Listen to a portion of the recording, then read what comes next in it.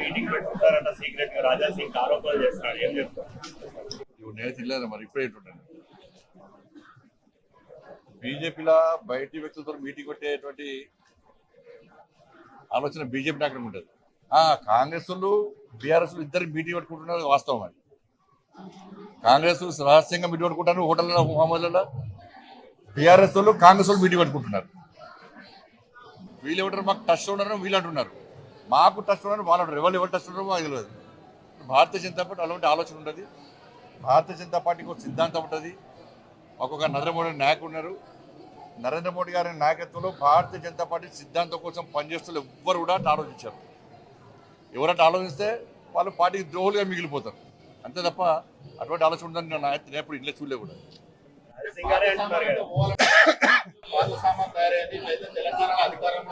నేను ఇంటాను మన ఇప్పుడు ఇల్లే పార్టీ ముఖ్య నేతలే అంటున్నారు. నేను ఇల్లే ఇంకా నేను దాకా హోలీ పూజలో ఉన్నాను. కేంద్రం నుంచి నిధులు రావట్లేదు, కేంద్రం నుంచి నిధులు రావట్లేదు. ఇప్పుడు మళ్ళీ రేవంత్ మళ్ళీ అంటున్నారు సీఎం. ఇప్పుడు ఆయన ఏమి ఇచ్చిండో చెప్పాలి ఫస్ట్. ఇప్పుడు ఉద్యోగస్తులకు డిఏలు ఇస్తలేవైతే అలా పిఆర్సీది మూల పెడుతుంది. దాంతోపాటు రిటైర్ అయినటువంటి ఉద్యోగస్తులకు కనీసం బెనిఫిట్స్ ఇప్పటివరకు ఇస్తలేరు అవుతుంది. ఆరోగ్యశ్రీ పైసలు ఇస్తలేరు అవుతుంది. ఫీజు రియంబర్స్మెంట్ ఇస్తలేరు అవుతుంది. ఇవాళ కొత్త ఉద్యోగాలు ఇవ్వమంటే ఉద్యోగాలు నోటిఫికేషన్ అవి ఇస్తలేరు అవుతుంది. మీరు ఏమి ఇస్తున్నారు? గ్రామ పంచాయతీలకు నిధులు ఇస్తలేరా? కార్పొరేషన్ నిధులు ఇస్తలేరు. ఇప్పుడు ఇక్కడ స్మార్ట్ సిటీ వేరు గారి పేరు స్మార్ట్ సిటీకి ఇలా రాష్ట్ర ప్రభుత్వం స్మార్ట్ సిటీ ఈ మాసంతో అయిపోతుంది.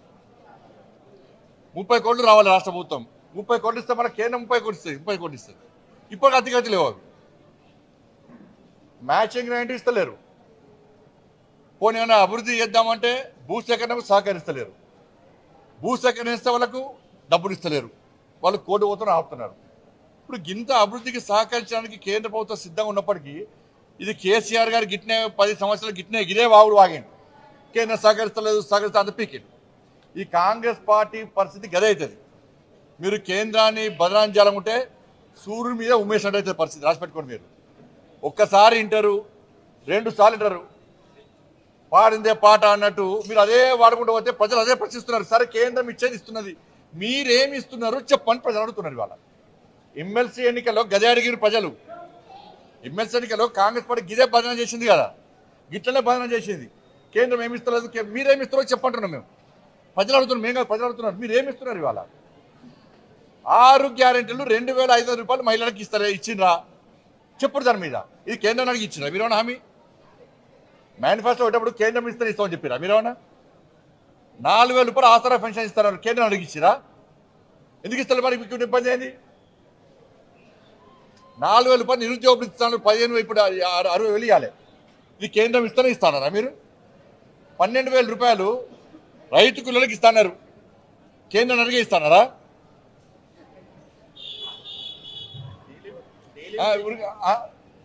అంటే ఏ స్కీమ్ అయినా కూడా ఈ 6 గ్యారెంటీలు కేంద్రం అడిగినా కేంద్రం ఇస్తారా? చెప్పండి. దాన్ని చెప్పండి.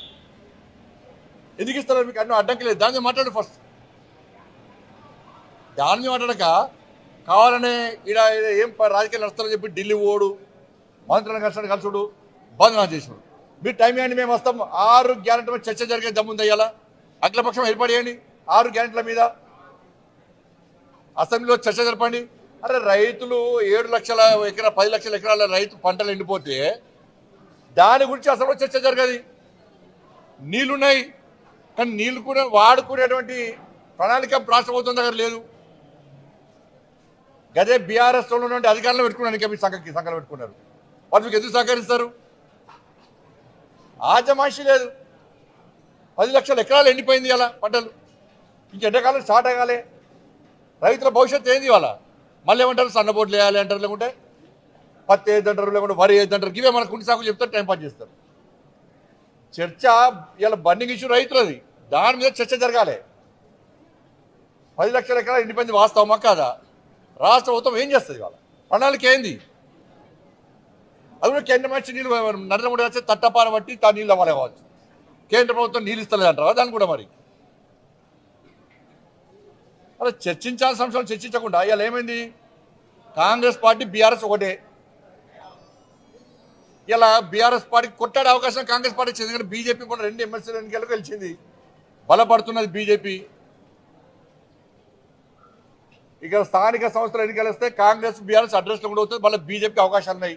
కానీ బీజేపీని అనదొక్కాలంటే బీఆర్ఎస్ లేపాలంటే ఏం చేయాలి? ఎంత లేపినా జాకి వంటి లేపినా లేస్తుంది బీఆర్ఎస్. ఏం చేస్తుంది? ఇవాళ సస్పెండ్ చేశారు. సస్పెండ్ చేస్తే మళ్ళీ బీఆర్ఎస్ ఒక లేస్తలేదు. అది అటు ఇటు కానీ వచ్చి సంసారం ఏమంటే ఏం చేస్తాడు? ఇప్పుడు బీఆర్ఎస్ లేస్తలేదు. నేను అదే చెప్తున్నాను, అవకాశం బీఆర్ఎస్ పార్టీకి కాంగ్రెస్ పార్టీ ఇచ్చింది. ఏంటంటే బీఆర్ఎస్ పెంచాలి, బీజేపీని తగ్గియాలి. ఇది ఒక ప్లాన్ అంతా కూడా. ఇదంతా ప్లాన్ ప్రకారము కాంగ్రెస్ బీఆర్ఎస్ కలిసి ఆడుతున్న నాటకమే అసెంబ్లీలో. జగన్ నాటకం లేకుండా పెద్దది. కానీ బీఆర్ఎస్ పార్టీ ఎంత చేసినా బీఆర్ఎస్ పార్టీకి ప్రజల నుంచి మద్దతు వస్తలేదు. కాంగ్రెస్ పార్టీలో ప్రజల పూర్తి వ్యతిరేకత ఉంది. మన ఎమ్మెల్సీ ఎన్నికలే ఉదాహరణ. కాబట్టి ఇలా శక్తివంతంగా తయారైంది భారతీయ జనతా పార్టీ. కాబట్టి ఇటువంటి పరిస్థితుల్లో లోకల్ బాడీ ఎన్నికల గురించి చర్చ లేదు, 6 గ్యారెంటీల గురించి చర్చ లేదు, బకాయిల గురించి చర్చ లేదు, రైతుల సమస్యల గురించి చర్చ లేదు. వాటి మీద చర్చించాల్సిన అసెంబ్లీ ఓళ్ళు తిట్టుకుంటే ఇవాళ 4 గంటల పాటు ఇవాళ అసెంబ్లీని నడవకుండా ఆపిరు అంటే ఒక విషయం మీద ఇంతకంటే ఘోరం ఇంకోటి కాదు. కానీ బీఆర్ఎస్ కాంగ్రెస్ కలిసి ఆడుతున్న నాటకాలు ఇవి కూడా, రెండు ఒకటే. మరిన్ని వీడియోస్ కోసం ఛానల్ ని సబ్స్క్రైబ్ చేయండి. లేటెస్ట్ అప్డేట్స్ కోసం వాట్సాప్ ఛానల్ ని ఫాలో అవ్వండి. ఆ లింక్ డిస్క్రిప్షన్ లో ఉంది.